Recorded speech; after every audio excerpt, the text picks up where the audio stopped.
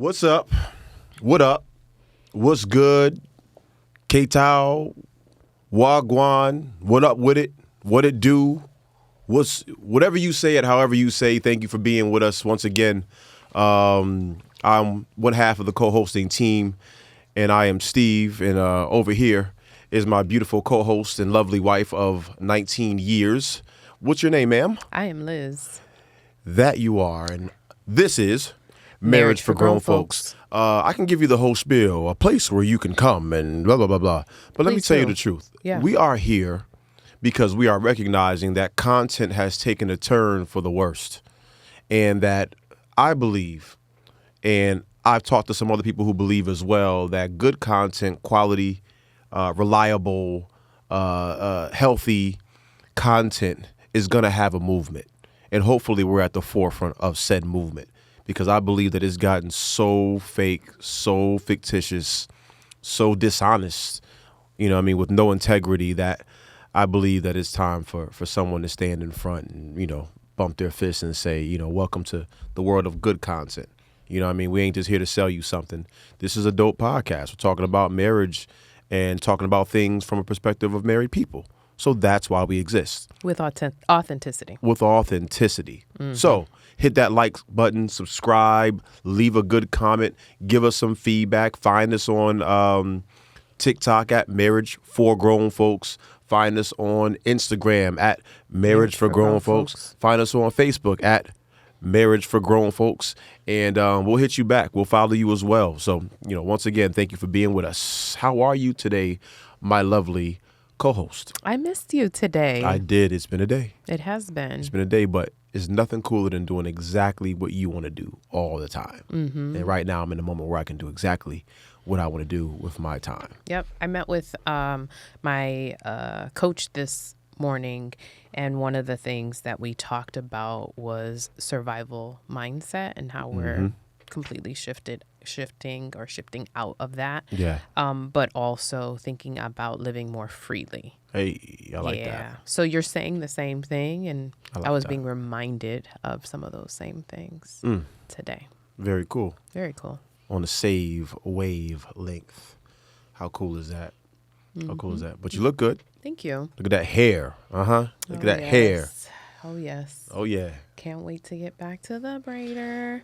I am really excited, though. Bless you. I'm really excited that my hair is finally growing back. Oh, knock it off. Knock it off. Do you care to share about your hair journey as of the past year, of the past year? You want to share a little bit? It's been about 2 years. So it's been about 2 years. Yeah, I cut my hair back. It was the big chop. What's up? 2023. Cut my hair off. It was that long ago. It was that long ago. Jeez. And I loved having the short hair, but I did not like having to go to the hairdresser every week and a half, 2 weeks to get it maintained. Right. And I love my hairdresser. He's amazing. But definitely don't want to have that much maintenance. So in between visits and workouts and life, I was just like, okay, so maybe short hair is not for me. Maybe it ain't for me. But I like this length, so I think I'm gonna. Go ahead. Just let your soul glow. Next time. Just let it shine through. I'm not gonna sing. I am not gonna sing. But go ahead. I mean, if you want to qualify this as singing, then it is what it is. There the lights go. I mean? Yeah. Yeah. So anyway, yep. Yeah. My hair journey. A woman's hair journey like never stops.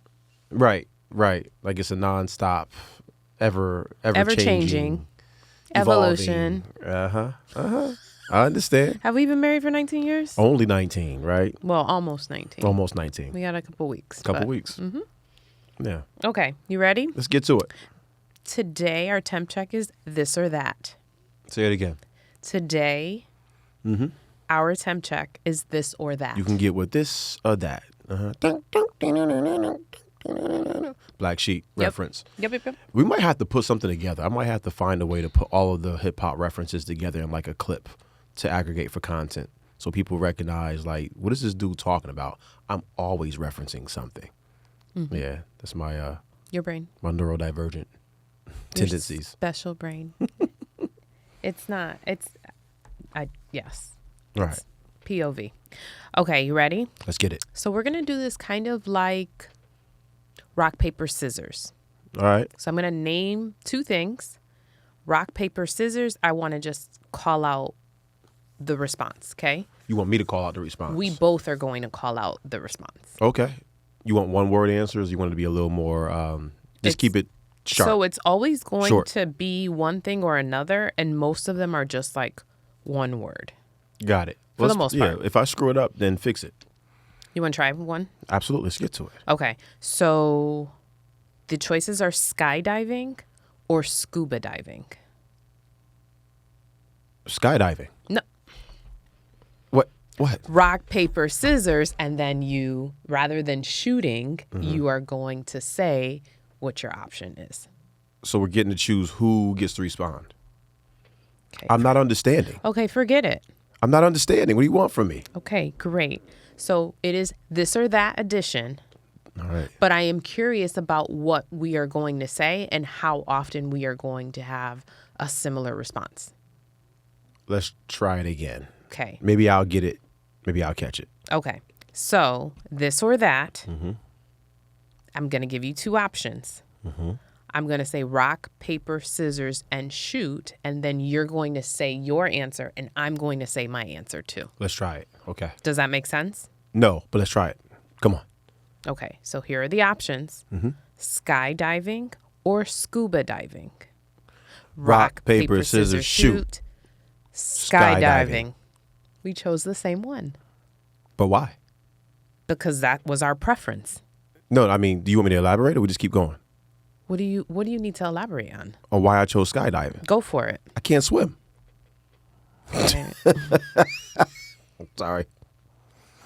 Sorry. So you understand though that Yep. Come on. Here we go. Next one. Come on. okay. Great hair or great teeth. Ready? Yeah. Rock, paper, scissors, shoot. Great teeth. Great hair. And I should have did it at the same time, but I would have chosen great hair. Okay. Next one. Do you want to explain why? That one sucks Why? because you want both. Right. You want both. Right, but you have to prioritize. Let's move on. All right. Ready? Yep. Book smarts or street smarts? Go. Rock, paper, scissors, shoot. Street smarts. Absolutely. Unequivocally. Easy. Breezy. Lemon. Squeezy. Okay. All right. So I chose for a different reason. Well, you say different reasons. I didn't say anything. I didn't tell you why I chose what I chose, but go ahead. You said unequivocally But I didn't say why, but go ahead. Why'd you choose street smarts? because I'm not. The end.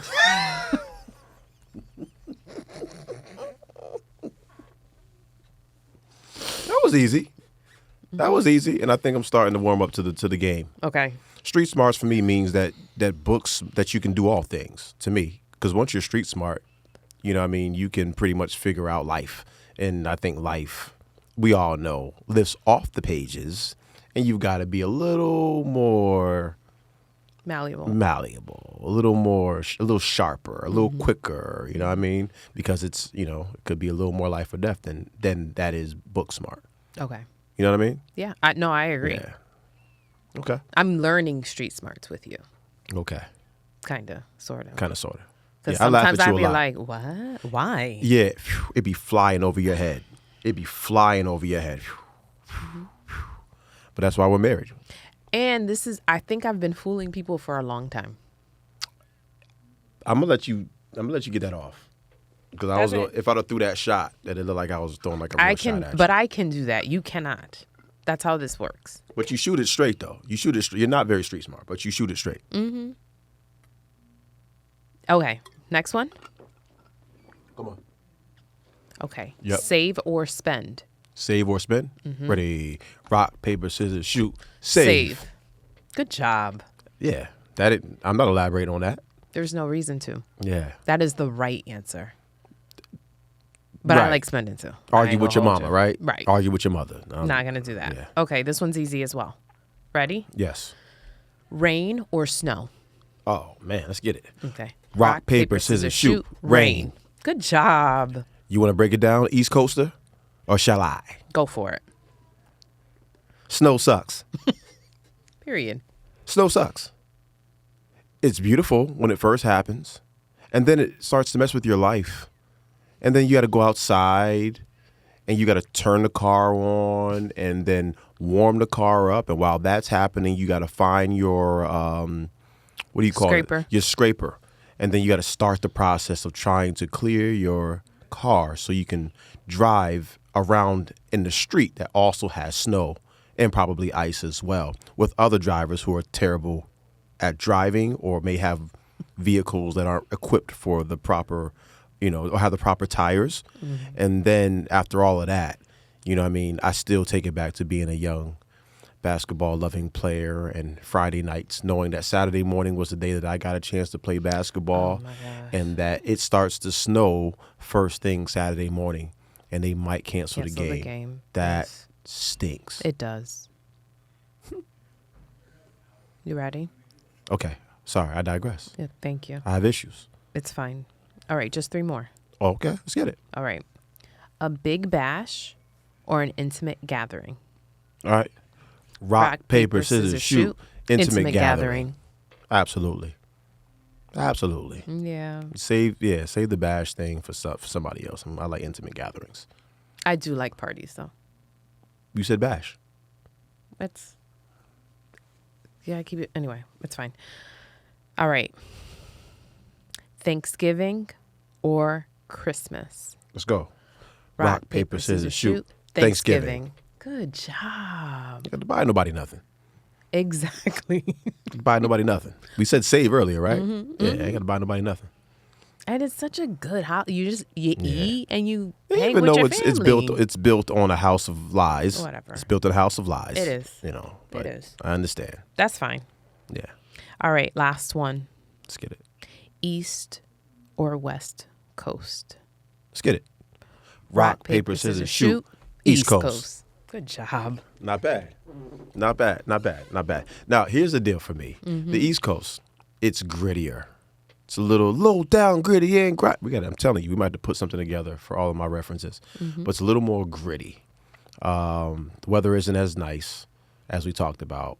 But the people seem northeast. to be northeast to be specific.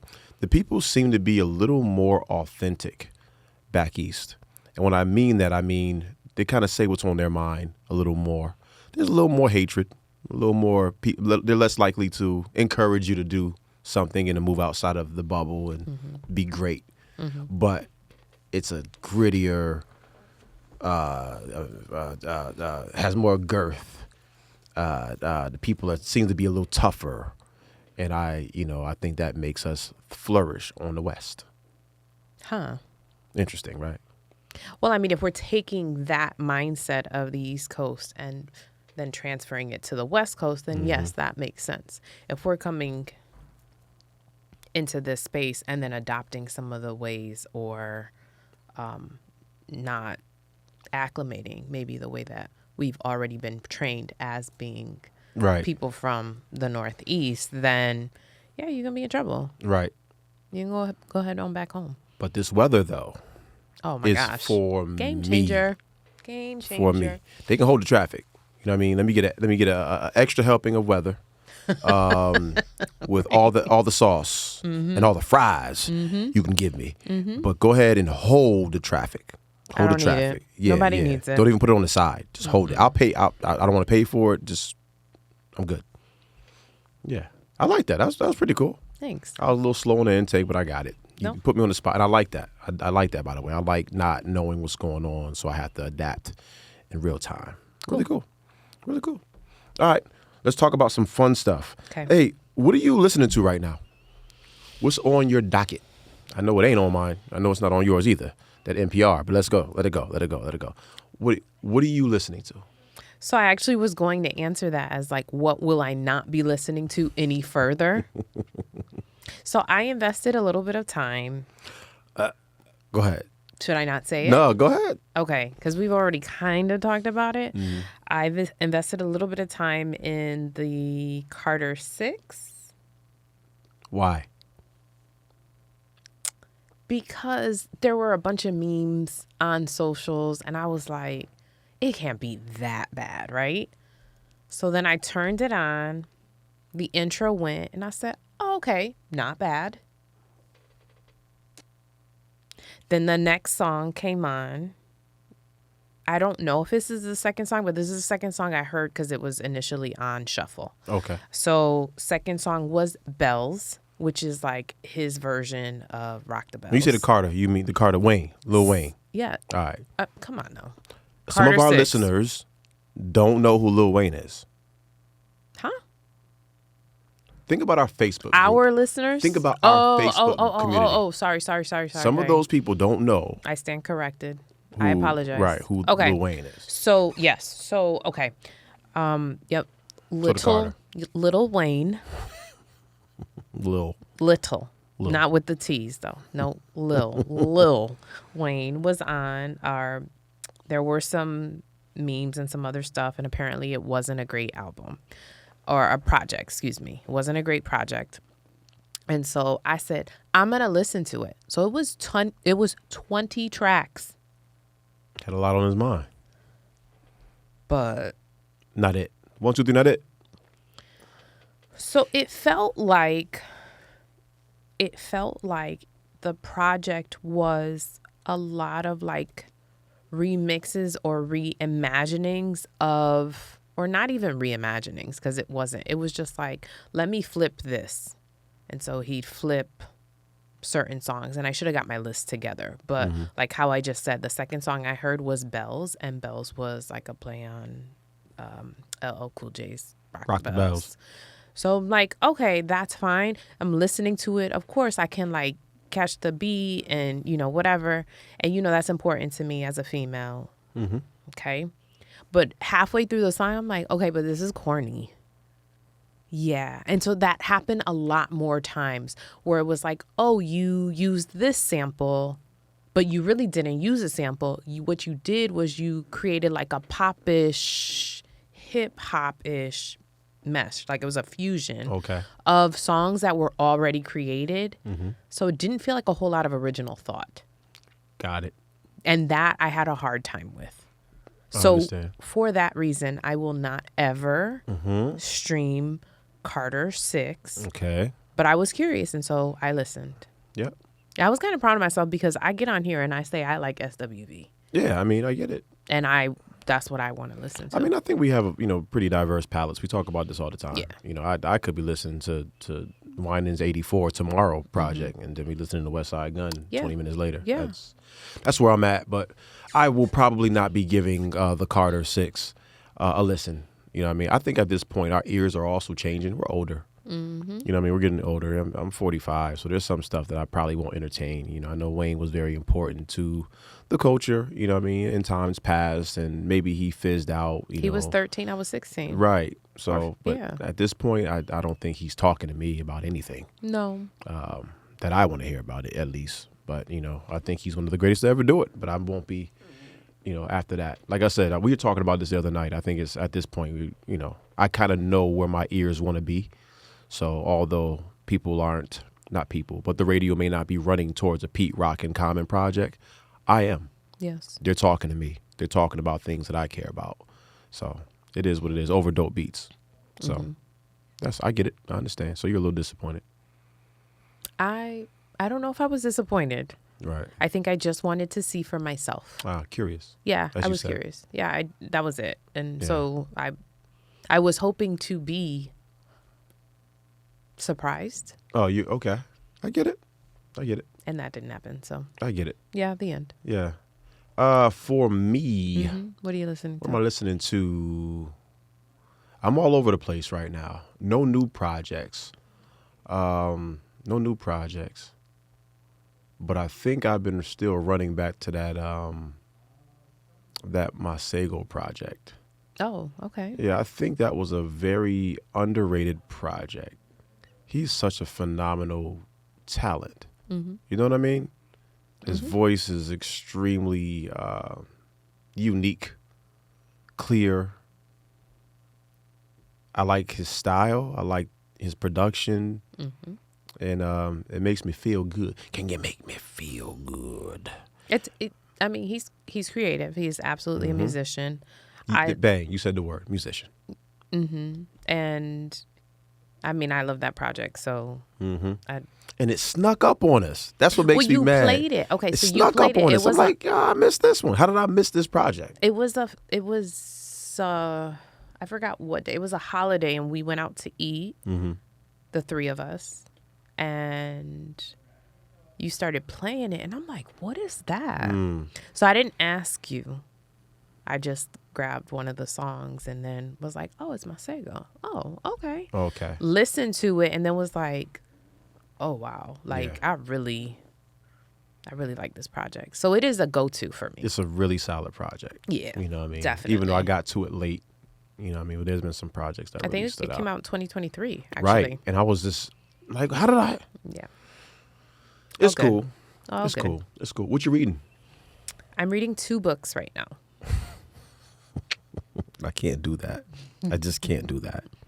It depends on how I'm feeling for the day. All right. So what I'm finding is I always know that my feelings are not reliable. They are fickle. Feelings are fickle. I know that, right? And so That's very mature of you.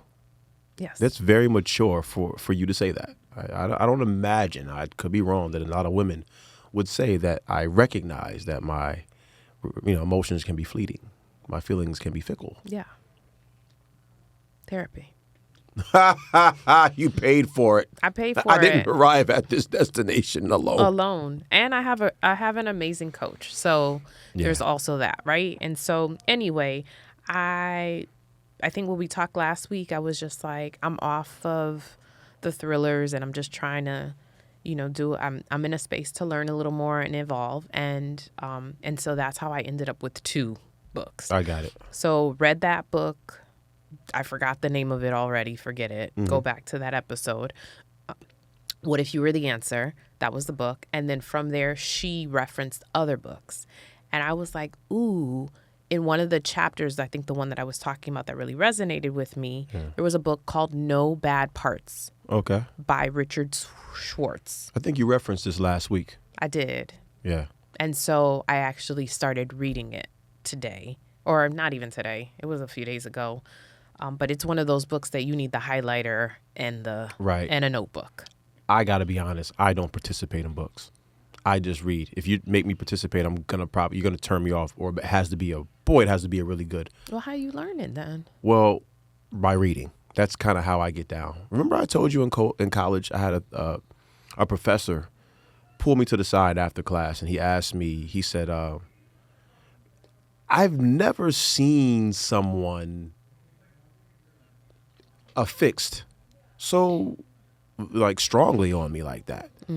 And this was after junior college when I actually learned how to study. How to learn? I didn't learn how to learn. It's a thing. I didn't know how to study. I didn't know how to take notes. I didn't know how to go over my notes on a nightly basis, and then how to skim chapters and go over tests and review. I didn't know. I didn't have it. I just didn't have it. But I think after junior college, I went down to South Carolina, and liberal, as far as liberal arts and English, those things are easy to me. So this particular professor took a liking to me. I liked him as well. He was engaging, and he said, "You don't take your eyes off me while everybody's writing, while everyone's writing." He said, what's up with that? What are your thoughts? Care to elaborate? And I said, yeah, I learned a couple of years ago how to, as you said, how to learn, but how to study. I picked it up late, unlike some other students. And I said, I found that taking notes throughout the entirety of the lesson doesn't work for me. I retain by hearing. That's just straight up. And I have a really strong retention rate in regards to words. And it makes sense now that you think about it. Movies and music, that stuff being that's your muse. That's my thing. Or that's your method. Straight up and down. I know movies backwards and forwards and songs backwards and forwards. And can recite the lines and all of the things. So that is not me. I have more of a photographic memory. So I need to see things. And for me to write is to lock in. Right. To see it and to actually scribe it. And so there are some books that are just easy flowing and they're not so dense, and I can just do that, and I can capture notes, so I can be listening to a book and pull out my phone notes and just do my thing. Right. This particular book, this No Bad Parts, no. I had to rewind the intro and go back, and it was like, okay, so I'm going to buy a notebook for this one because I want to learn.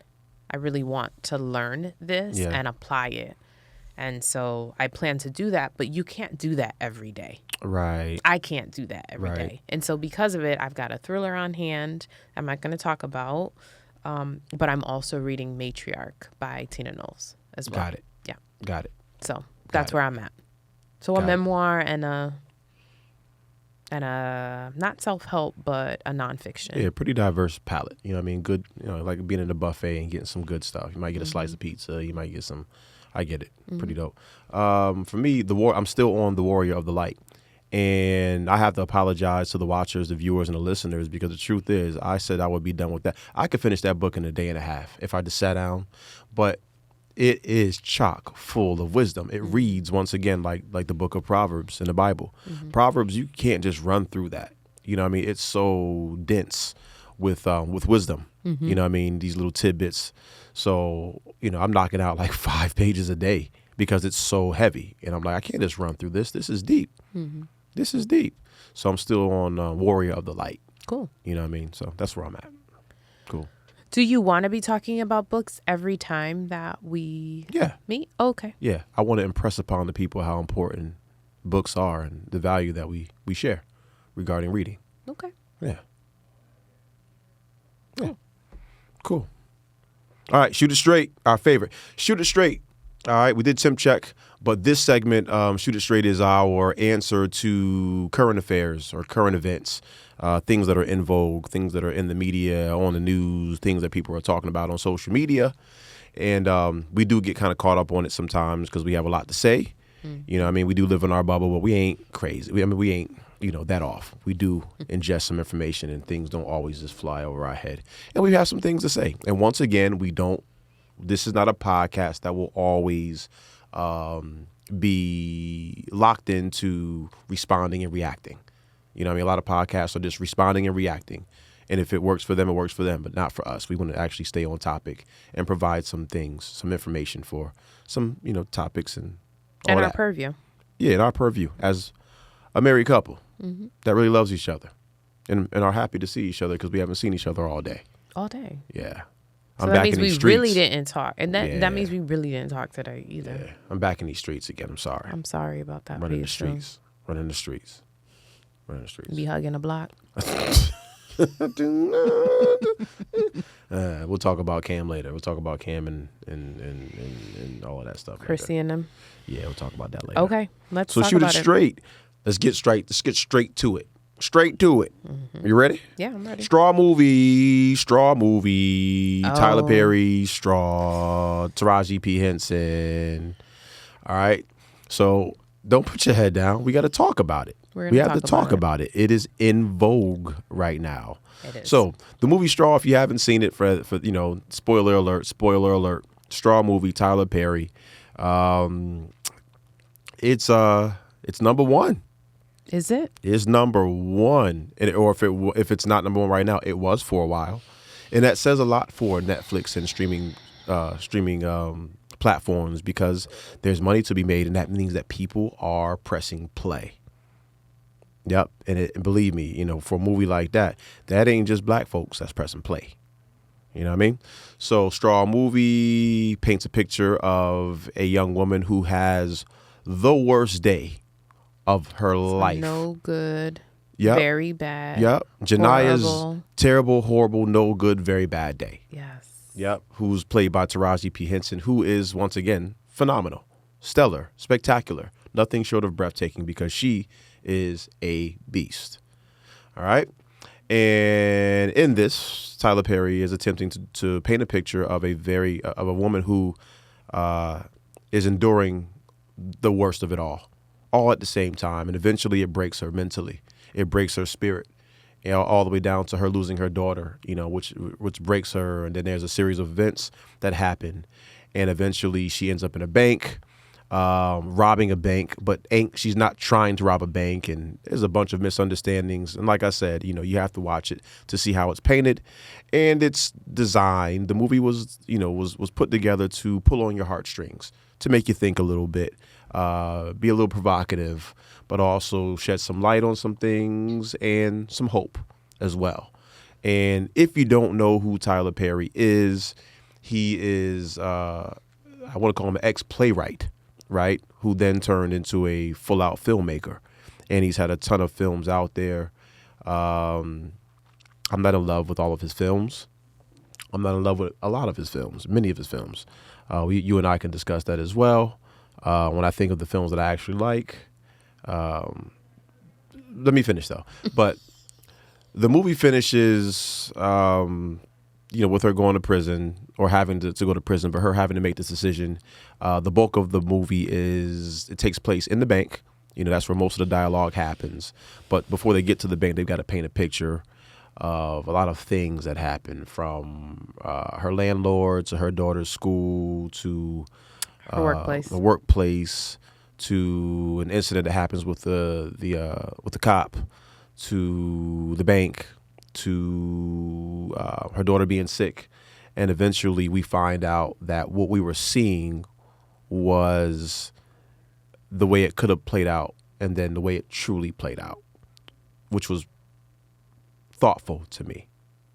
I'm going to qualify everything that we talk about by saying that the reason we're speaking of this is not because it's in vogue and it's doing well. Also, we are not Tyler Perry film fans per se.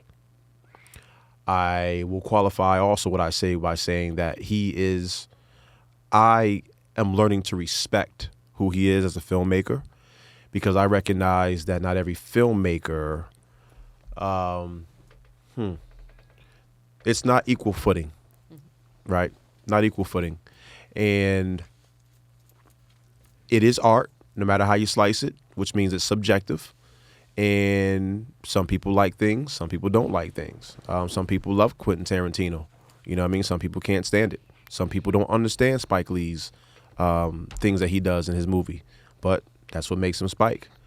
And I think the mature me is now recognizing after a movie like this is, as I told you before, I believe wholeheartedly that Tyler Perry is speaking to someone. And just like Quentin Tarantino and Spike Lee, they're speaking to someone as well. I just don't think he's speaking to me. And I think it will behoove us to consider who his market is, who his demo is, who he's talking to, because I believe when it comes to music and anything art, you've got to be speaking to somebody specifically. And I think he has mastered his market, which I now believe to be the black woman, particularly some of the southern older women, and as well the black church. I think that's his market. He knows it, and he plays right into it. And he takes some risk here and there. I wasn't in love with this movie, but I understood. Now that time is gone, I get now why people are where they are regarding the people who like it and the people who are talking trash. There's some people who are just not going to like what Tyler does overall. You know what I mean? You and I think that he uses too much hyperbole sometimes. I think things become a little too theatrical. But like I said before, he is an ex-playwright. He wrote plays. So I believe to get his point across sometimes, because he's always getting a point. There's always something in there. It's not just a film that's just a throwaway action, blowing stuff up. He's trying to say something. And I believe that a lot of times he's not talking to me. But in this one, I'll let you respond before I start breaking it apart. But I wasn't in love with it, but I understand why people are buzzing about it. Okay. What say you, ma'am? I wasn't in love with it. Okay. I, again, was curious, like the album, or with like Carter 6 project. And so I said, you know what? I'll give it a gander. I'm going to try it. Yeah, we're going to try. So I was cleaning the kitchen, got it on the screen, watching, kept my attention, but I was doing a lot of eye rolling shaking my head, sucking my teeth, Huffing and puffing. looking for the remote control a couple times because I'm like, okay, I'm done. And then I'd come No back. mas. Yeah, No I'm mas. done. There's something else I can be watching. And I don't really watch a lot of TV. So I want to say that too. So okay. Yes, I think you're right. Lots of hyperbole. To the point that it doesn't feel realistic to me. And I don't, because we had the conversation. We don't typically talk about these things, but I was the one that was like, no, you have to watch this movie. Oh, I watched it because you said so. Exactly. Because I was not going to engage. Watch it. And I was like, I need you to watch this because I need to talk to somebody about it. Because if I get on social, and I was not going to post anything, but if I get on social and I see that somebody that I know personally is like cheering or rooting for this movie, I know that I'm not going to have anything nice to say to them regarding the movie. Okay. So I said, okay, I want you to watch the movie. And so you watched it. I did. And you actually challenged me a couple times Yes. in the conversation. Objectively speaking, I now, cinematography, character development, is it true to the times? Is the script true to the times? Are they using vernacular that's appropriate? What's the wardrobe? What's the setting? Is there a city that they're talking about? So I think that those things are all great start points, right? Yes. And measures, great measures for us to use. And I think for every one that you've named, character development, the actual like script writing. What else did you say? Cinematography. You know what I mean? Like for me, everything would have, for the most part, been somewhere between 4.5 and a 5. Okay. Yeah. Like, Yeah. and that is where it landed for me overall. I'm still going with a 5. I'm still going with a 5 or a 6. I thought the movie was thoughtful. I appreciate when artists are thoughtful. And when I say thoughtful, that you've paid attention to some detail. There's something that you threw in there. I appreciated the attempt to highlight mental health. I'm grieving my brother who struggled with mental health. And I'm in therapy as well to make sure that my mental health is intact. I want to be proactive about it, right? And I appreciate the quick, at the end when they walk out of the bank and she says, you've got to put your hands up. You know what I mean? You've got to surrender. I appreciate that ode to the Creator and to Christ and the idea of surrendering, your stuff. I love that thoughtfulness. I appreciate the attempt at showing people the effects of a broken person and what it can do and how all things can be misconstrued, misunderstood, but nonetheless, it's crazy to look at. Her situation probably wouldn't happen to many people, which takes the reality of it sometimes, and that throws me. And I believe he does that in a lot of his films where the hyperbole is so pronounced, you're just like, you're going too far. What was it that you brought up? You said something like he laid out 7 things where 2 would have sufficed. Yes. Yeah. The incident with the cop, the abuse of power from the supervisor and the landlord, what else? Shooting the boss, being present for a robbery, showing up to the bank instead of going to the school, all of these things that the cop hitting her and then saying, make sure you make her suffer. And if I catch you somewhere else, I'll make sure I kill you. All of these things are true in America. You know what I mean? There are things that we talk about being a black person. It's real. There are people who live way below the poverty line. There are terrible bosses, and there are landlords who abuse their power and have no consideration for humanity. There are cops that do mean things and abuse their power and take life, as we know. But all of these things can't happen in one day, bro. That's a lot. He gave us a lot, Lizzie. He gave us a lot.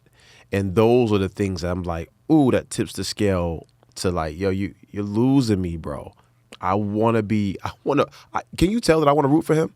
That's a black filmmaker who's doing it on his own, who's building his own sets, has his own spot in Atlanta, and he's employing people who probably wouldn't get hired by other. Come on, I'm rooting, but I'm just like watching these films sometimes, and I referenced Daddy's Girls with Idris Elba, you know what I mean, and Tasha Smith, I believe. I found out she's got a sister, so I don't even know if that was her sister now. So It was her. So a movie like that, the premise is great. You know, the man is going through some trials, but then the baby mom's got this boyfriend who's supposed to be a drug lord, and I'm like, I don't buy it. No swear. I don't buy him as a drug dealer. Mm-hmm. I don't buy his vernacular as a dope boy. Mm-hmm. It sounds crazy. That's the consistency. That's the consistency of where we, subjective speaking, where we believe that Tyler Perry's films drop the ball for us and make it tough. Mm-hmm. But I said to my lovely wife, he's speaking to someone. There are people out there that like the hyperbole. They love the drama. They like some of these things in their film, on their TV, and their reality shows, and in the music, and on their social mediums. And we aren't those people. We try to steer clear of reality shows if we can. We don't like drama-filled, like even the movies. I don't like a lot of drama-filled. I'm not going to be the drama guy. You know what I mean? I horror, suspense, action from time to time, sports themed, but I'm not running to what the craziest drama line is. And I am, once again, grateful that he's painting a picture of the reality of being a black person or, a human in this country right now, because her life was rough. And then even the flip of her finding out that her daughter, I thought from the bank scene on, you got an 8. I think from the bank scene on, minus like even the bomb. Come on. Yeah, the bomb was rough. The bomb was rough. The bomb was rough. I couldn't explain that one away. I couldn't file that under. You know what I mean? She's got a bomb. She's got a bomb. I'm like, okay, that's a misunderstanding, right? Even when it rained, and then once the cops showed up, it was dry. And I get that rain dries, but it was bone dry. But it just rained a couple hours ago, so there'll still be some puddles and stuff. The inconsistencies, right? That's all I'm saying. I want Tyler Perry. I think he's evolving with the scripts. I think he's been getting better writers. And by the way, I don't want to derail the conversation. By the way, he also had a speech I think he gave a speech either at the BET Awards or some awards. Something. Probably the BET Awards. But he gave a speech and he talked about Straw being number one, and he thanked the people, specifically black women who make him number one all the time. And once again, that was it was validation for me saying to you the other night, he's talking to someone. And if he's not talking to you, then walk away. He's speaking to someone, and these people they need this. That's what they want. That's what they like. That's what they need. Maybe for us, it's not what we want and need. Why did I get married? I rock with it. I think that the split, from what I've gathered, because I did look at different comments and things like that, and one of the things that I'd seen was that there was a huge split in like who enjoyed it and who was like, no, thank you. Son. Yeah. And so I feel like it was split, but I also think that there are a lot of black women who are supporters of Tyler Perry who are tired of the black woman plight. You heard that too? I saw that in the commentary. Like, okay, so we're tired of this. We don't want to be, this is not the superpower that we want to have on display. We're over it. And so I think that that's something that needs to be addressed as well, because we've talked about it in other scenes, right? Where we're like, your take is like we should watch more, or they should produce different nuanced slavery movies periodically. Yes.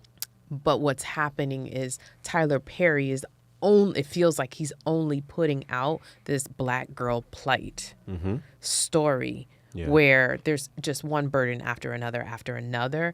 And so some women are like, thank you for the representation. Yeah. And others are like, miss me with that. Right.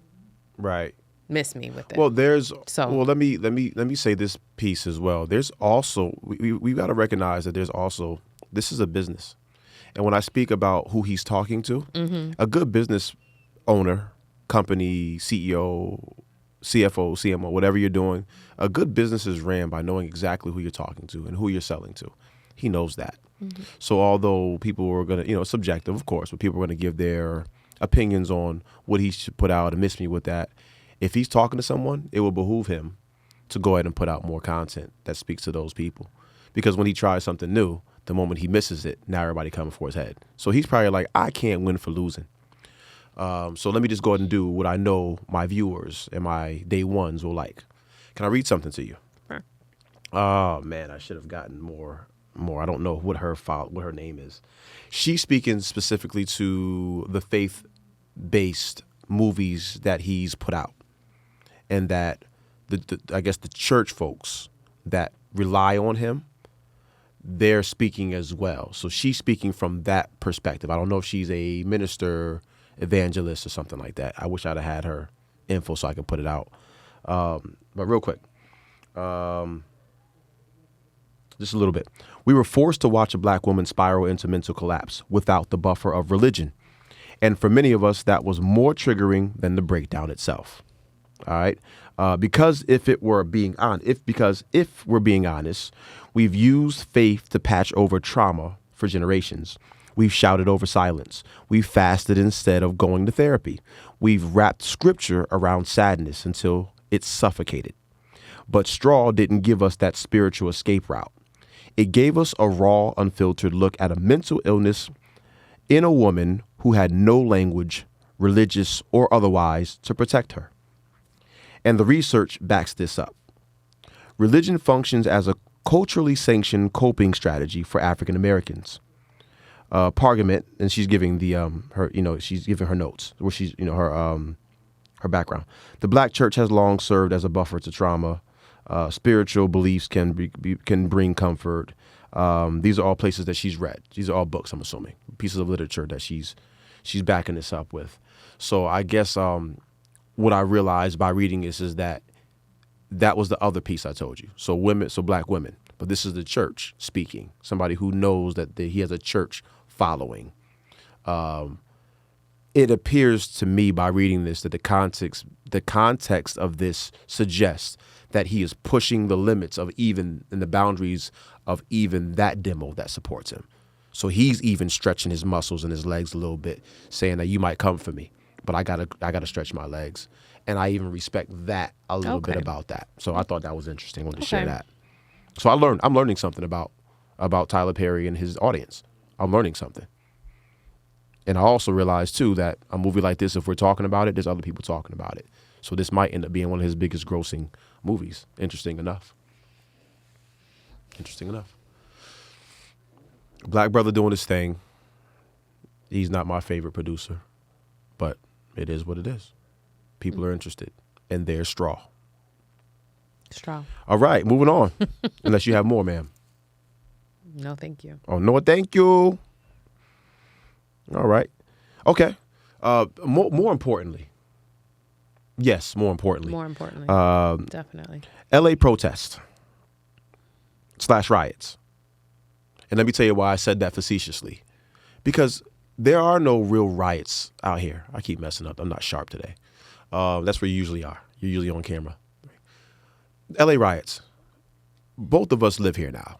And we've been here long enough to understand how narratives are written, because we talk about even being East Coasters and what our purview was of the West Coast when we were at home, right? And I can imagine it's probably happening vice versa, well, New York is this and that. It's just rats and mean people and cold weather and angry people. Get up, baby, baby, get out of the road. I'm trying to walk here. But Like the movies depict. right, Yeah. right. It just goes to show you. But it ain't that. LA right now, the protests that are happening in response to ICE raiding the city and specific places in the city. Emphasis on response to. Thank you. Thank you. Thank you. Thank you. Our response is a reaction. Our response is a reaction to something. People are protesting, and if I'm not mistaken, the original number was in the 100s. That means that we are capable, and I say we, the city of Los Angeles, LAPD. is equipped to handle what's in front of them, this protest. Or if it gets out of hand and there are looters and people who step out of bounds and defame, they do graffiti, and we're equipped. They're equipped to handle that. What's happened thus far has been a hyper response, if you will, by bringing in the National Guard. It feels like an abuse of this. Over 3,000 Right. troops, like over 3,000 In addition, soldiers? Or right. And in addition to that, the idea that troops, yeah. the narrative is now being pushed on the news blogs and Everywhere else the except imagery LA. except LA, everywhere except LA, that we are under some martial law, that there is some type of war happening, and if you put it in slow motion and you keep showing the burning cars, I'm like, it's the same things over and over again. Yes, these protests, there are a few people who have gotten out of line, but there's protocol for that. The majority of the people who are down there are protesting because they're reacting to something that they believe is wrong. It's our First Amendment. So I am an East Coaster. I'm from Connecticut by way of Reading, Pennsylvania, but I've been here for 13 years and raising my family here, and I've grown to love this city. And it ain't what they say it is. There's something else happening. There's a narrative that is being pushed alongside of an agenda Yes. Yep. with an overarching propaganda. It's all there, the propaganda agenda. And I said it on purpose because my wife and I talk about the difference between propaganda, agenda. And a narrative. All of those things are in play right now. And it's embarrassing to watch. You know what I mean? We are going about our day. There is less traffic because people are legitimately afraid. They're staying home. Right. And this is LA, and we have a very big Latin population. There are a lot of people who are afraid for their lives right now. You know what I mean? And I know they say once you're quiet, you know what I mean, that you're okay with it. We're not okay with it. And when I say it, I mean the misuse of power to push someone's narrative. You know what I mean? To make someone a hero. I won't even say homie's name. Yeah. You Well, I can't mean, that's create a his- problem and then become the hero of the problem that you fake solving. That's wild. That's obnoxious. And people are upset. And you might mess around and start losing life. People start losing their life. That ain't to be played with. No, he doesn't care. Sorry. You have to we have to prioritize the thing that is the priority. And I think for him, the priority is becoming the hero in this story, specifically because of what he's got going on. And I mean, like, are we not going to talk about his opposition with our governor? Oh, speak about it. Well, I mean, I don't have a whole lot to say about it except for they apparently do not get along. It is very obvious of that. Because Governor Newsom has been on these news Talking greasy. Yeah. Talking crazy. Talking reckless. Yeah, I likened it to when the prime minister or whatever his in Canada was like with those tariffs. I said, "Oh, okay." So Newsom said, "Come on, Come on with it. Lock me up." That's what he said. Lock me up then, because you wilding out. We're not doing this. And that he didn't call him Two-Faced, but he said something like, "Yeah, I talked to him on Friday." He ain't say nothing about it. And he didn't mention any of what he's talking about now. So what's really good. And I was like, oh, wow. Okay. So they mean business. Yep. And all jokes aside, right, there are some real things. I kind of zoomed out, but I'm going to zoom back in Macro, micro. because I have a number of students who are previous students who come from some families that may be undocumented and things like that. And so I have stayed connected with a lot of them, or a majority of them, I will say. And there have been, so it feels very real. It feels very tangible, right? And there's not a whole lot, in all fairness, I don't feel like there's a whole lot that I can do outside of protesting or standing in some ways like in solidarity with them, in my heart, in my prayers, and, because it feels like there's just a whole lot of stuff going on that's beyond any of our control. But I can't say that people aren't screen shooting like, hey, ICE is at these touch points. Please don't go there. That's become a norm in socials right now.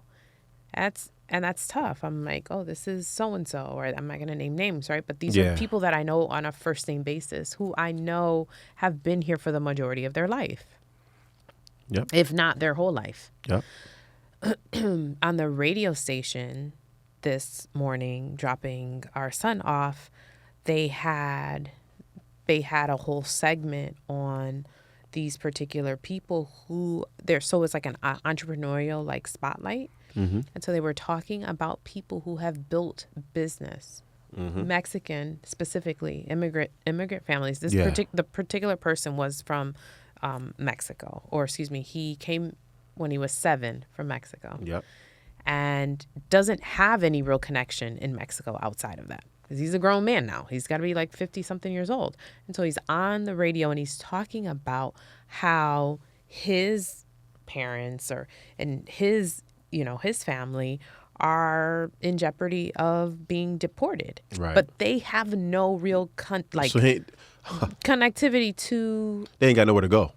Exactly. I talk about this. You remember when I talk about how I always joke and say these things aren't funny. Why? Because they're always looking for a way to get rid of us as well. So, I say it in a humorous way, but I'm like, if they can pull this off, they're going to, what's to say they won't try to create some way to make sure that we exit this country as well. Next, right? Yeah, that we're next. And I always said this, not even in regards to immigration and deportation. It's the idea of, the old, trifling, ignorant, then go back to your country, go back to where you come from. I was born here. I know that my ancestors come from Africa, but because of the way I was brought here, there's no door for me to go knock on. I don't know what country I'm from in Africa. There's a number of countries in Africa, the continent. I don't know. You know what I mean? So I always say, like, go back where? I don't know what you're talking about. And as a matter of fact, you're not from here either. It's interesting to watch. This is a blatant disregard of humanity, an abuse of power on a grand scale. This is ego tripping. You put all of that stuff in that jambalaya, you know what I mean? And it's spicy right now. And people are reacting because their lives on the line. So my prayers, I ain't no better than nobody else. You know what I'm saying? So my prayers go out to these families and right now to our country, because we are missing the mark by a mile.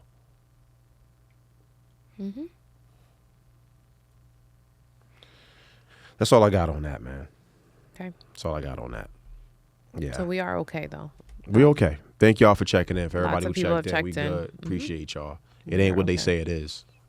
It ain't what they say it is. It could get worse. Hopefully it won't. But I got more questions. We could stay on this all day long. I got questions. Because what's going to pop off in Chicago and New York? They're not going to act right either. Right. Is that what you want right now? Is this what you want? Is a bunch of... Yeah, because if I can put out fires, then I'm here. Whatever. Okay. So,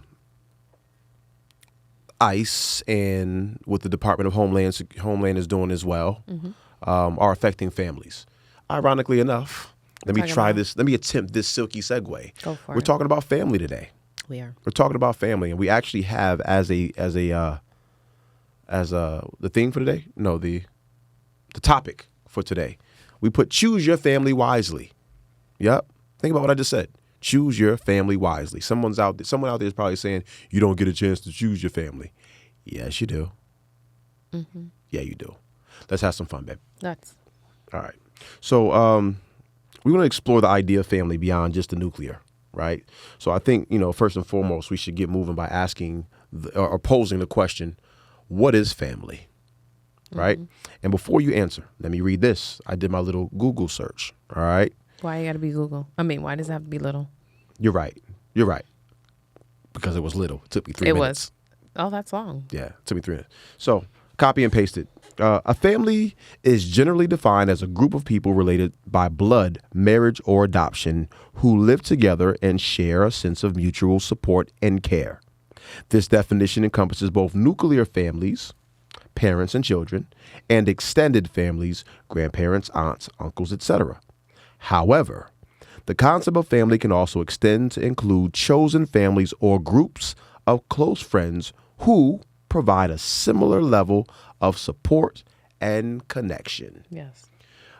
By posing my question, Elizabeth, my love, what is family to you? So they are the people that support me emotionally at one point in my life, financially. Okay. They meet those basic needs. So if I'm thinking about who I was as a child and what family represented, again, like many things, it has evolved. Those things have changed.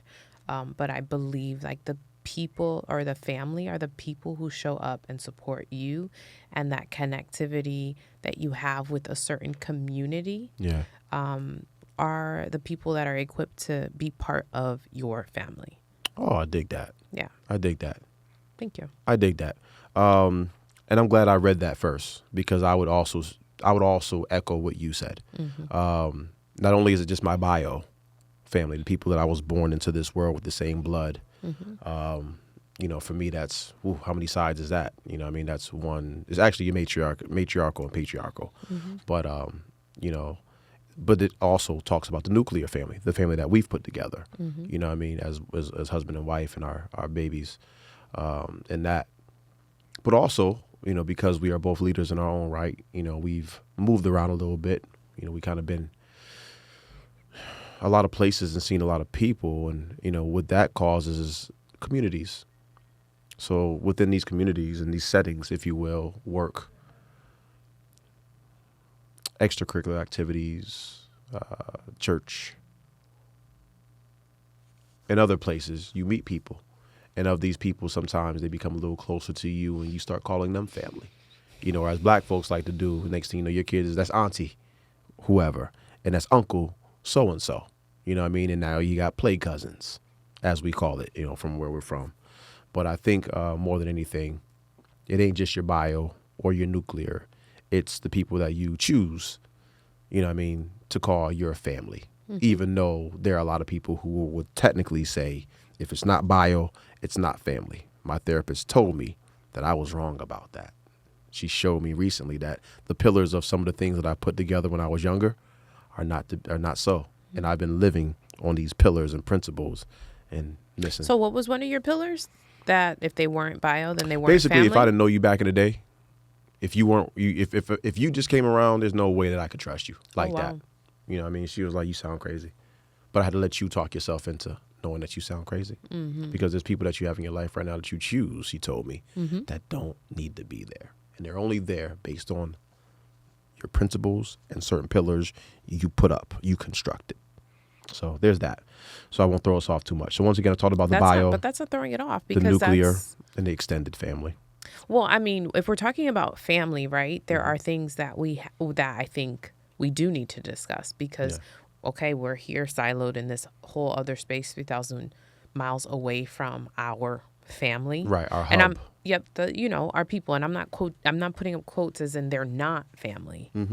But in those 13 years, for a good amount of those years, I don't know if that's necessarily the case right now, but for a good amount of those years, we have had a family. these are the friends I that like who that word. became, but we've used that, and so we knew when we were going to have cake and ice cream for the kids, and Yeah. we were going to do something for one another. There were a good group of maybe 10, 12 people that we knew that were gonna come. They would be there, and that was established because of the longing that we had had from missing the family that we, that the bio family or that community that we had created when we were back in Connecticut. And so I think it's important, yes, to establish that some of those people still play a part in that space, but there's also a good amount of people who have now become part of that space as well. Absolutely.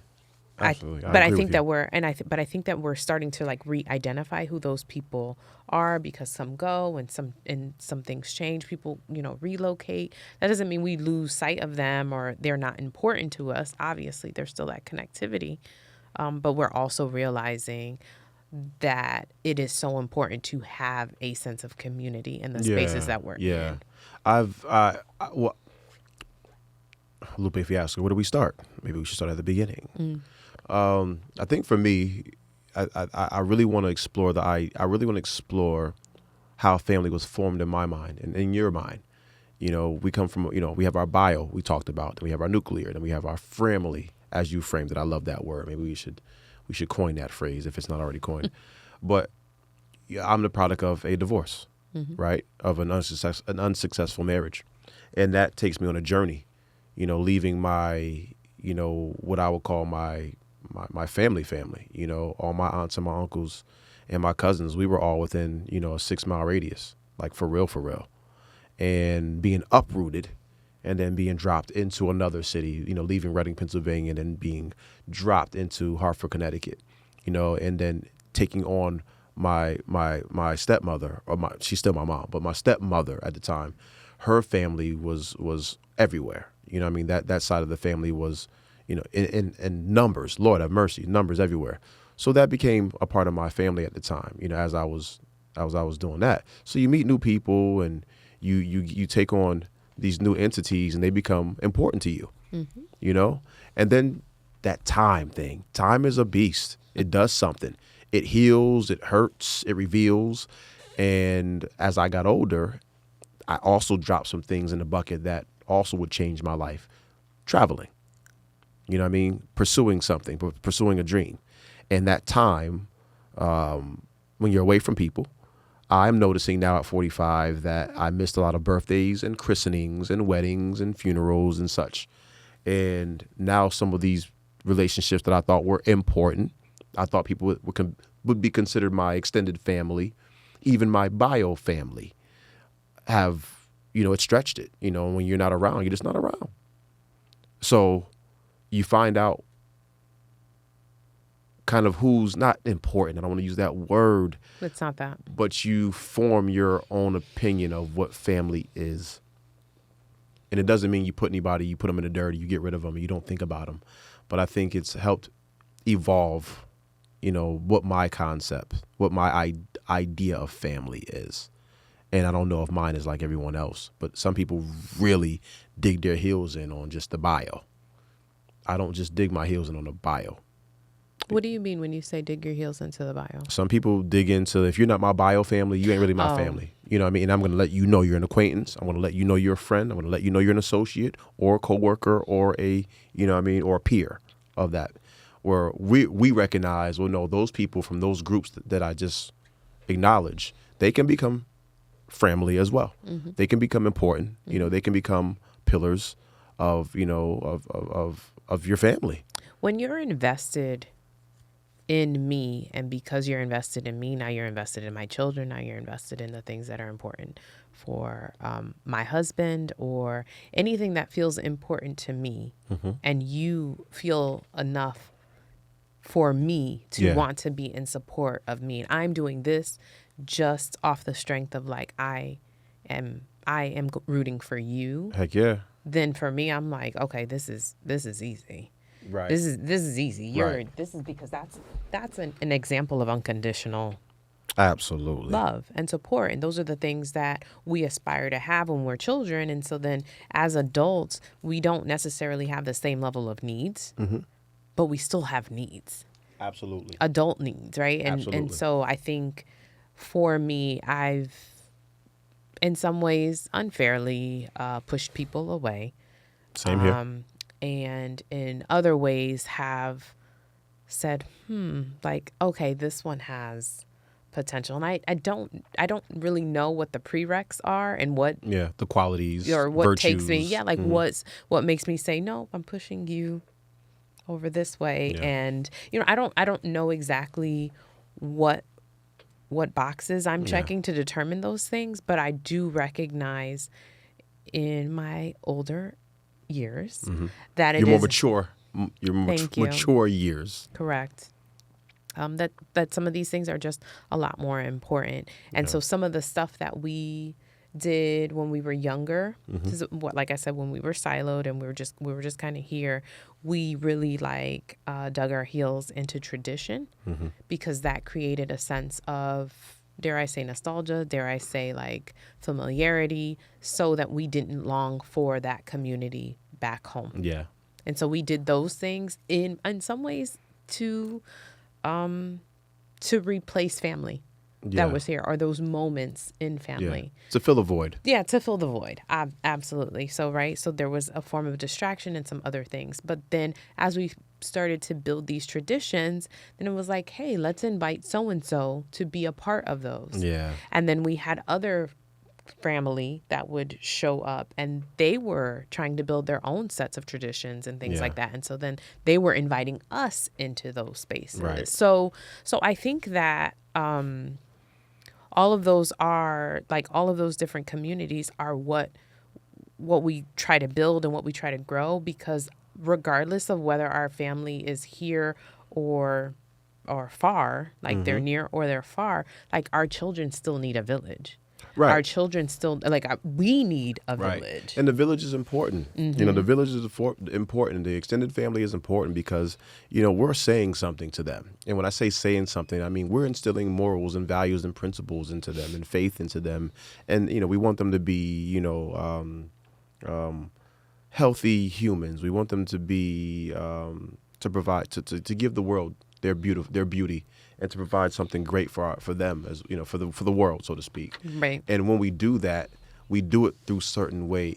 We do it a certain way, and by inviting other healthy adults and humans and families into, they get that, but they get it from somebody else's words, Another voice, words. Yes. And they get the chance to see how the world works. It doesn't all, and that stuff is important. I think for me, being an athlete, I think someone really, when I finally had a solid concept of family, it came through a coach. And it didn't happen the way it happened, the way you think. And I've told this maybe a time or two, but Manchester Community College, my junior college basketball years, all of us were there to pursue and further our basketball career, what we wanted to do. And it was, it was a place to go, a proving ground, but it became so competitive that first year. It became so competitive that it was just a bunch of individuals trying to get to our goals, and it was manifested in such an ugly way. You know what I mean? Some of us were ineligible academically. Practices were contentious, and, sometimes we were over-aggressive. We didn't take to the coach. It was just scattered. It was all around. But what I noticed was that the sophomore year, that core group, and I was one of the leaders as well, we realized, hey, we all have a goal here. And our leader, we don't particularly care for. Our coach, we don't particularly care for this coach. But if we come together on this ground that we can all get more done as a collective, we all lend our gifts, we all lend our talents, then we can go further. And that bonded us. And to this day, I haven't seen a lot of those guys. I only keep in contact with one, to be specific, our guy that takes care of us financially. But I do recognize that sport was where my true strongest. mature idea of family came from through basketball. You know what I mean? And we would have died for each other on that court for those 40 minutes, during those practices, traveling to Boston and New York and different places to play these games and laughing and finding out about each other's family and loaning each other money and sharing food and laughing and joking on each other. That became a family. And although I know what bio, nuclear, and extended probably was at the concept of it, but my young 19-year-old mind, that helped me in that time. It brought us together, being a part of that team. And we did well. We really ignored our leader, but we found new leaders within the tribe. And we pushed forward as a team. And a lot of us were able to go on further and do some things with basketball. Yeah. So that's how I learned what family was, or the extended family was, outside of bio and nuclear. You know what I mean? So I just wanted to share that part. And that's why sport is so important. Is important. Yeah, I was gonna say. I mean, I can't really relate to that. I mean, I think in our high school years and when we were doing cheerleading and things like that, there was a whole lot of that, but there was also a whole lot of fighting. But that was also that's a part of family. That's part of family, right? And the dysfunction of family. So there was that. But I think I have learned in this time what family is supposed to look like for me. And I don't mean that in a this is the right way to do it, or this, because I think with a lot of things, it evolves, and there's certain things that you need that I didn't need 5 years ago, or, right. What have you. Right. So anyway, I think that's a great foundational piece for you, because then you also had your bio family and your extended family and the blended family and all of those other things to help you to navigate that as well. Yeah, man. So, yeah. This stuff is important, man. Family so how do you think it impacts us, though? You speaking us as a people? Me, or our you four. And us? Our four. Our four. Or, if you want to talk about us. I think being 3,000 miles away from what our hub is and I said this before, it's like if you do your history, your history. After the war, and Germany was finally defeated, so to speak, they were left alone. The rest of the world left them alone. And in that time, they had to find or summons the best of them, the best scientists, the best engineers, the best doctors. And you flash forward 400 or hundreds of years, whatever it is. I'm not really sure, historically speaking. But, what do you call a Mercedes-Benz? Fine German engineering. It's the finest, right? When people want to have their plasma injections like Kobe did, for these forward-thinking doctors and scientists, they shoot over to Germany to get this stuff done. And in that time after the war, they had to collect themselves and find the best of themselves after an ugly, ugly time. I feel like, although our time wasn't ugly as I just mentioned, moving to California by ourselves, by our lonesome, with our small family, forced us to family better. We had to be really intentional about how we moved, not just because of the lack of money to start, but just who we allowed into our kids' life, what other adults were around. These family can hurt you. Family can hurt you. There's, a lot of things that we talk about trauma-wise. I'll set that on the side. A lot of the things that we speak about trauma-wise happen in the nuclear, in the bio. It happened. Kids experimenting, that uncle in the back room that nobody speaks about, that's a little off, and that little girl during the cookout walks in to take her back, goes to the restroom and walks out a different human. That money that you lend to that cousin, and then it turns out to be something that it ain't, and now there's a schism or a rift. Maybe two cousins are dating some knucklehead, and he ruins that really. So family can hurt you. But I think with us being outside, it forced us to really, even if we didn't say it, it forced us to really be intentional about how we moved and think about the people that we allowed into our space, whether that's speaking about the home or whether that's the time that we spent with people. Right. You know what I mean? Because it was important for us not to. It would hurt us to fail. it would set us back to fail. We didn't have backup. It was just us. So that's interesting to me that you would say that. So I think family for us had to be more intentional than the average human. Some people can just rely on, I'm around all my bio family. All my uncle over there, my cousins over there, and I got, people over there, and you know what I mean? So they're good. They're insulated, so to speak. But for us, we didn't have that. So we didn't have that once we got here. Once we got here. Yeah, once we got here, we didn't have that. I'm not saying that we had more family at home, but we did acknowledge, and I'm saying it, and I'm not putting nobody on black. We did recognize that at home, although the comfort of our home was there, it wasn't. We did recognize there was some family that just, it didn't matter whether they were 2 feet away. They don't really care, and we weren't reaching for them. We weren't necessarily engaged. Yeah, it wasn't we the weren't really day-to-day. engaged. But I mean, I think the word that stands out is the insulation piece, and so we were fully insulated. And the insulation is free. I think Sorry. it's installation, right? Isn't it installation? Installation. Yup, you got it right. Okay, sorry. Got it right. That's Reno 911 though. Yeah. So okay, so yeah, so I think the key word being insulation, and that's what it was, right? It's just a layering. Some of it is fluff, and some of it is like, oh no, they really do rock with this or us or this is different. And so I think, but I do think for our family in particular, and the time that we've had here now, there's a whole lot of redesigning and intentionality and reimagining and new framing that needs to be happening, because it does feel like in the elevation of things that maybe we get a little more blocked or not so willing to mesh. It's a lot on the line. Okay. You know what I mean? But also, my response to you is you have to recognize where it's coming from. So I'm the protector of the family. Right. I'm the father.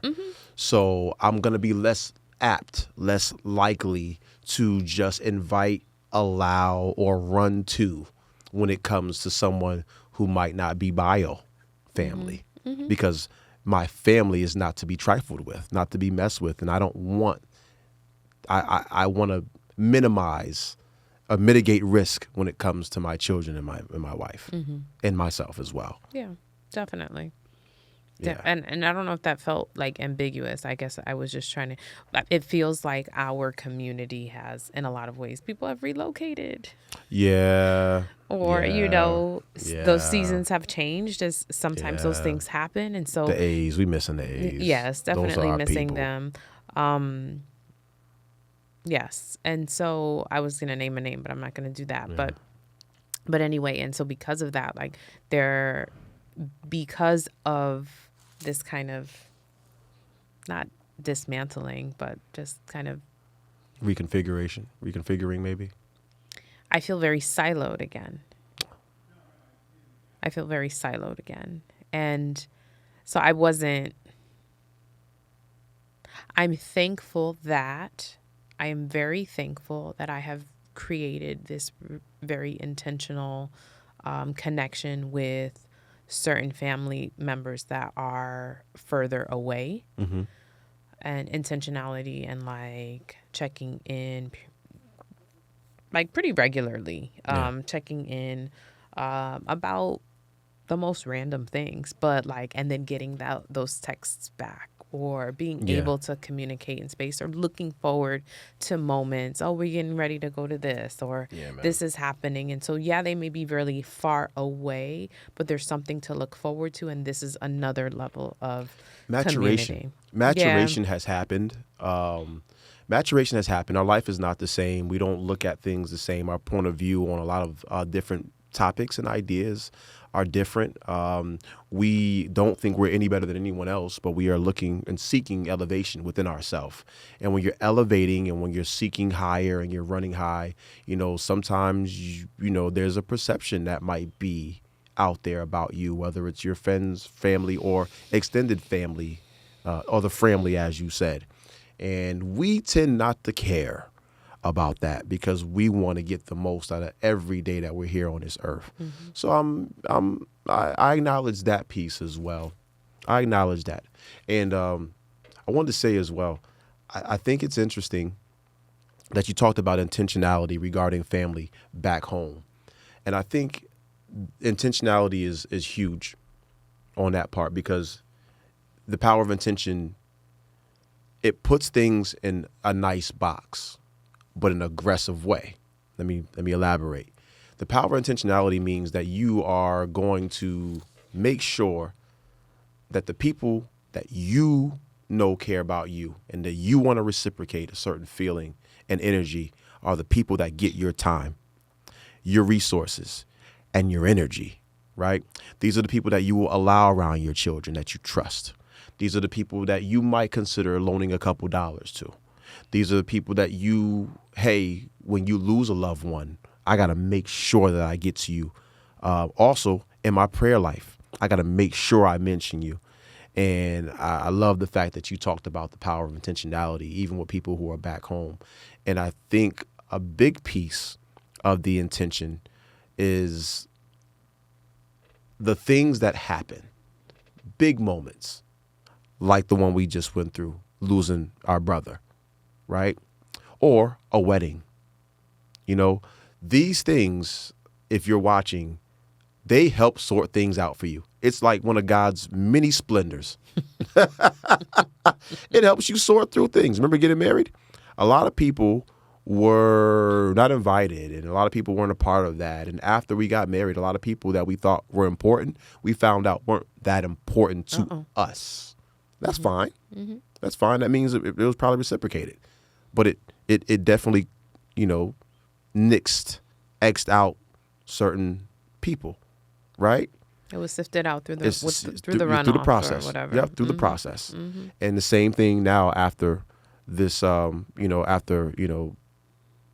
brother transitioned, going through that process allowed us to know, some of these people that we might need to include in our family now, because they are, and they've shown themselves. They prove that we're now connected. There's a moment that's happened. There's a traumatic event that, none of us will never be the same, but we all experience at the same time. So now there's a new community, so to speak, or a new group chat, if you will, that we're adding people to, that we'll check in and they'll check in on us. It doesn't mean that we'll allow them too much space, to get our energy, time, and resources and be around our children. But you are now growing, with intention. Hey, you cared, you loved, you're hurting, so are we. From the same thing. So that's interesting too, how the communities that you don't anticipate being a part of, then you become, and then they show up. So there's that as well. Yeah. That stuff is cool. I think that we've talked about how family impacts us and impacts our children. But I also think that family or the communities that we build directly impact our marriage, because we look at how other people are moving in their spaces, and I don't know about you, but there are times where I go, I like that. And there's a lot of times I'll be like, I ain't doing that. See, we leaning into the positive, okay? We are leaning into the positive. But there are those moments as well, and I'm just like, no, thank you. I'm all set. But I can really I can zoom in on this moment right now and say, talk to me about that. Tell me more. Yeah. What are your thoughts on this? Yes, exactly. Or just even the jovial moments. Sometimes we get so caught up in life, and it's nice to watch other couples within our family or our community and watch and you watch them joke. Watch their engagement. Yeah, the banter maybe, but even just how they communicate with each other. Directly and indirectly. And so it's nice to take notes and to put it in our back pockets. I think I've heard someone refer to that as being an active bystander. You ain't being nosy. You're just an active bystander. And, you'll get some goods and some bads, but nonetheless, you're an active bystander. You're in the taking process. notes. Yeah. And you might improve by just being an active bystander. That's cool. That's cool. I was also going to name, I feel like I've got like a couple like, oh, this bullet and that bullet as you were speaking. So there was just one other thing that I think I was going to share with you is like I had a conversation with, and maybe this isn't even important, but I'll say it anyway. So I was having a conversation with a client, and she was talking about her family is very, very far from her. Mm-hmm. Like in proximity. They're just very far away, and so she's not able to see them as often as she would love to see them. Yeah. And she had shared like sometimes it really hurts her, like in the group chat, because the family, she's a part of the group chat, and sometimes they forget to mention her when they're talking about certain things that are happening like in the day-to-day spaces because they're so close in proximity, right? And so I thought it was interesting because I remember feeling that type of FOMO. It happened it usually happened On the black side, Puerto Rican side. on both sides. Copy. On both sides. But it would happen where I would see something on social, pictures from an event or something like that. And I'm just like, dang, they didn't even send me an invitation. Where before my messaging was usually be like, why did she send me something like I'm gonna fly all the way out there for blah blah blah blah, and so it's so interesting. So I was trying to give some insight to the client in particular, because I was just like, there are times it's not that you're forgotten. It's not. It's nothing like that, right? It's just because you are not in that space. Yes. That maybe they're trying to respect you. Out of sight, out of mind. Well, I mean, I think that I think it could be. I think that it obviously can be that, right? And that they've created these spaces and they've adjusted. You're not around anymore. But a good way to re-enter or to recenter yourself is to insert yourself in those spaces. And I don't mean that by like get on a plane and fly 20 hours to get to, you heard me, fly 20 hours, right? To these certain spaces, but become a part of the thread again to get the connectivity that you want. Yeah. One of the things that I've learned is like you live as if you are. And so if that is something that you aspire to do, to be around your family, to be embedded in some of those pieces, then drop them little notes. Yeah. Say certain things, like create the intentionality, and it doesn't have to cost you a whole lot. It's really about it's just really about like a thinking of you, and you'd be you'd be surprised like how far that goes for them, and how then possibly they'll reciprocate that to you. So I've tried to use that in practice for myself, because there are moments when you do feel a sense of FOMO. I don't think I feel it so much anymore, but I also feel like people are like, hey girl, like FYI, we about to be doing this. So I ain't sending the invites out yet, but I'm letting you know so that you can opt in or out. And I appreciate that. But I believe that that's because of the effort of the, hey, I'm thinking of you. Yeah. And hey, the this and, whatever else. So yeah, I understand. Yeah. I don't have FOMO, but I'm glad. Thank you for sharing. Mm-hmm. No, I'm not being funny or anything like that. I just you're being you. Yeah, I don't have FOMO. I really am a spiritual glutton, and the things that my soul requires, that my spirit needs, I seek that out, and I notice that. I've learned a lot through my journey and through my therapist. There's certain things that I'm looking for that I'm not going to find in people. Mm-hmm.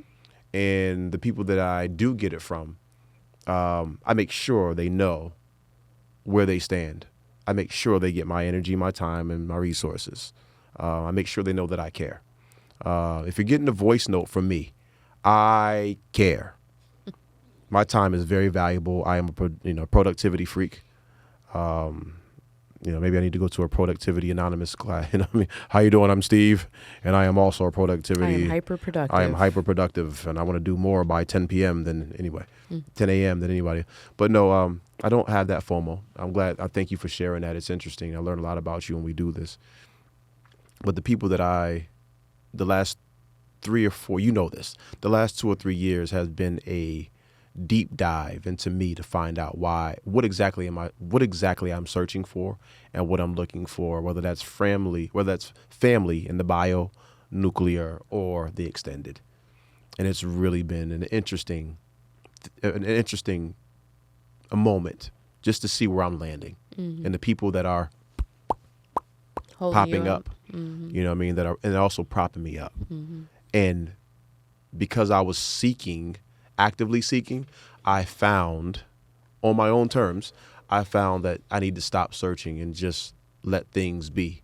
And as things were just being, once again, these people made sure to hold me up, made sure to connect with me, made sure to say, hey, I'm doing this for you. So I'm grateful for the batch of people that I call my family right now. And I love my bio family too. I got a hit from one of my favorite cousins today. You know what I mean? One of my favorite cousins who connects me to, that side as well. So I was really, it makes me feel good. Not a text, but a call. And we always connect. And which was really cool. I'll just, I don't want to throw him out there, but That's fine. I told him something about his mom that he didn't know regarding me.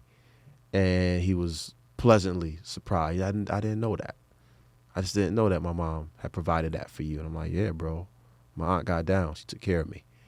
And we connected on that, because we missed a lot. And, when you're, uprooted from a place and then put somewhere else, it does something to you. I think that has shaped me and my perception of family as well, being ripped from a root and then, dropped somewhere else. I did have FOMO. I said all that to say I did have FOMO when it came to my Reading family. Those are my cousins. You know what I mean? I used to think about that, think about them all the time, through middle school and through high school. Like, what are they doing? Are they at basketball practice? Are they trying out for the team? Do they have girlfriends and boyfriends? And what are they wearing? Are they into this? What are they listening to? Are they listening to this? I bet you my cousin, will listen to this. I bet you my cousin over there will listen to this. Man, I wish I could just kind of knock on the door and be like, yo, did you hear this? Did you hear about that? What you think about these Jordans? Did you get them? Did you ask your father to get them for you? You know what I mean? Or, yo, this popped off at school. You know what I mean? Because, if I was back in Reading, a lot of stuff that went down in middle school wouldn't have went down like that because we rode real deep. Yeah. You know what I mean? We ain't play that. You got to fight all of us. But, it is what it is. And I think it's great that we had this episode because I think I learned a lot about myself in this and a lot about you in this and the idea of family, what it means, bio, nuclear, extended, where it came from. You know what I mean? By law, somebody's supposed to charge us. That's what therapy is, right? But what would be your 3 takeaways? My 3 takeaways from this episode? Family is what you make it.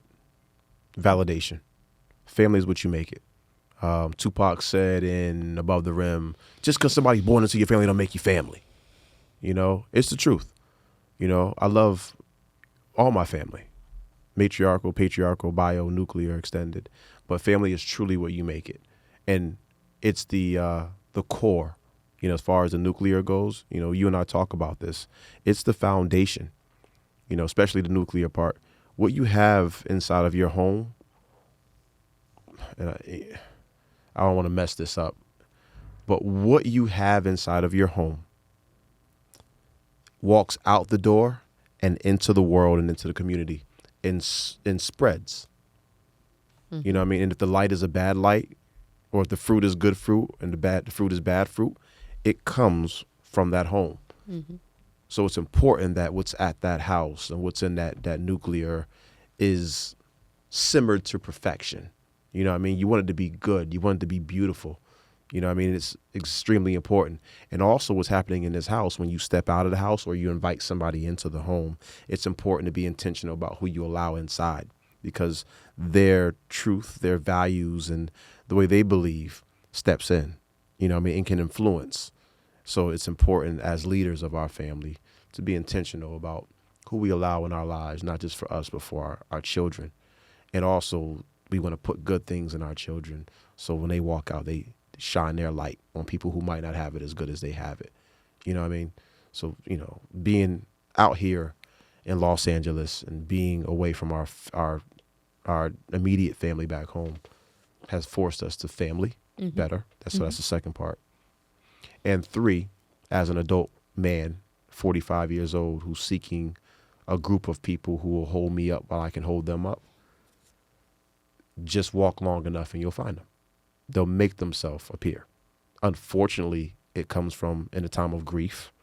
Sometimes it comes from a funeral or even a wedding or a connection, via community. And as a leader, I coach basketball. It's putting me in these different spheres, and you get to pluck people from these spheres that suits your fancy, so to speak. So those 3 things. Good. How about you? I'd probably echo a whole lot of that. Yeah, I'd probably echo. Yeah. Yeah, I think that our chosen family includes our bio family. Absolutely. And I think that those like specifications are not necessarily so important anymore for me in this space. Like, oh, that's your uncle, or that's your, Yeah. Right now, you my people. You my people. You know who you are. If you're not my people, you know who you are. You know what it is. There's no getting around that. And it's not even an aggressive, violent, combative thing. It's for me. And it also isn't if you're not a part, or if you're not in that circle. Yeah. That doesn't mean that there's a whole lot of love lost either. Right. It's a thing. It's just no love lost. It's, I choose me. I'm sorry. Listen to that Kendrick album again. It hits different when you grieve. I grieve different. Ooh. And I understand that. Sorry. I should have talked about that project too, because I've kind of been listening to that again. That Kendrick Therapy. What was that? K95? No, right. that was one of the songs. What was the name of that? Was it Damn? No. Nah. The Therapy project. I don't remember it. I know which one you talk, because it came out during the pandemic, right? Yep. And people loved it or didn't. Or didn't love it. But I really, Mr. Morale and the Big Steppers. Thank you. Yeah, Mr. Morale. That's it hit different now. Yeah. Yeah. So awesome. What you got? You got Recollect? Yeah, I do. Let's end on a bang. Let us. Okay. So sorry, I'm trying to pull it back up. So a moment in life that solidified a sense of belonging within the familial community. So thinking about an anecdote or a moment that you went, this is my family. One more time. A moment in life that solidified a sense of belonging within the familial community. I think you already kind of talked about it. Yeah, you talked about I talked about the basketball. Yeah, Manchester Community College, 1999. My sophomore year, that was a group of guys that we really connected. And, we didn't appreciate our leader. I'll say it again. We didn't appreciate our coach, our leader. So we took it upon ourselves to designate leaders and be leaders upon ourselves and utilize our gifts and talents as we were all aspiring to move forward in our basketball career. Yeah. And it was the best year I've ever had with the team. We lost in the championship, or right before the championship, to Roxbury, who was loaded. But those trips, those moments at restaurants, those practices and those games, you could feel that there was a community and that there was a tribe. And we were all, the cause was greater than us. And we would die for each other. We would fight for each other. We took care of each other. And we rolled for each other. Yeah. That's when I realized what family was, through freaking basketball. That year. Okay, yeah. That was when the concept. That's when I knew. I was, this is family. Got it. I'll give up myself for these guys. Yeah. How about you? I think we've had 2 moments in being out here. It's when we had that particular family that we would connect with, and so it became a thing every Saturday. Oh, what do you want me to bring? What do you want me to bring over? We knew for holidays it was automated. There was this automaticity in the process of, and so we were coming together in those spaces, and sometimes the kids were getting along, sometimes they weren't. It didn't matter. they got it together, and we would be back here. Good conversation, good food, good like sense of community, and a sense of like belonging. All We right. knew that we Right. were doing certain things as a collective, and it was a beautiful time. And so that went for a minute. That went for like 4 or 5 years, Yep. and then that felt reemerged when your brothers came Yeah. out to live here, and then we started to really spearhead like, okay, so holidays are happening here, Yeah. and so then that's where we were reestablishing those moments, and yeah. I'm positive that we will continue to have more moments. I'm positive, in our Hodge giving that we call Thanksgiving. I'm positive that we'll still have great Christmases and all of that stuff, but it will be different. There was a glue, there was a connector, the unmarried one, the organized one, the one that would that could play the middle ground really, really well. And he's no longer here with us.